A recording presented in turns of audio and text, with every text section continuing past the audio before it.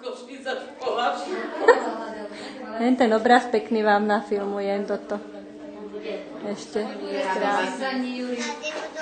Takže oni nám pripravili takú peknú fašiangovú slávnosť.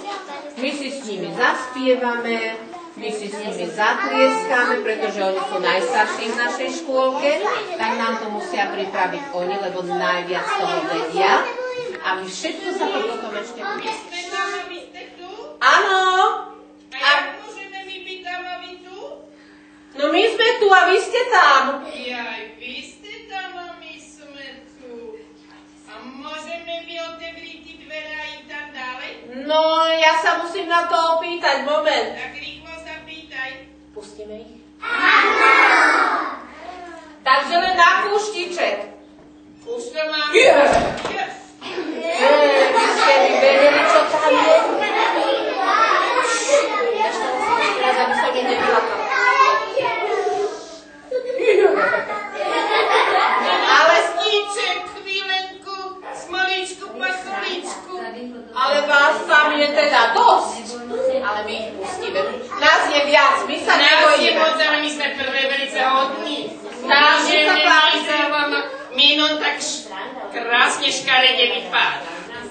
Nádherne škaredé ste. Moje krásne, my sme vám došli povedať, že my sme všetci velice krásni. A deti, počúvajte, my vám všetkým neseme jenom šťastie. Ale my sme vám došli neco piekné, jak sa v Horáči říká, povídať, neco piekné zaspívať a ešte by sme si chceli aj s vama zatancovať. Ale co vy nám na to povíte? Vy nám by ste za to měli neco dobré dať. My máme pre vás prichystané, že deti? No lebo keď nám vy neco dobré dá, Dáme. tak celý rok vás bude všetko zlé obchádzať. Vy sa budete jenom dobre. Môžeme vám teda neco pekné zaspívať. Joža, poď sem, nech te vypočím. Joža došiel. Poď sem. Prošu sa posunte.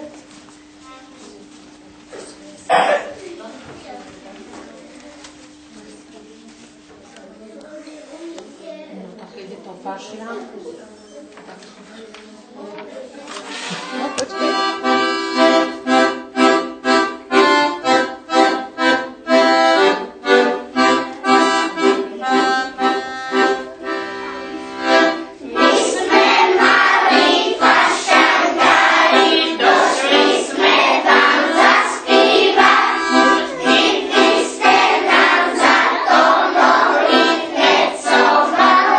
Dobre dať.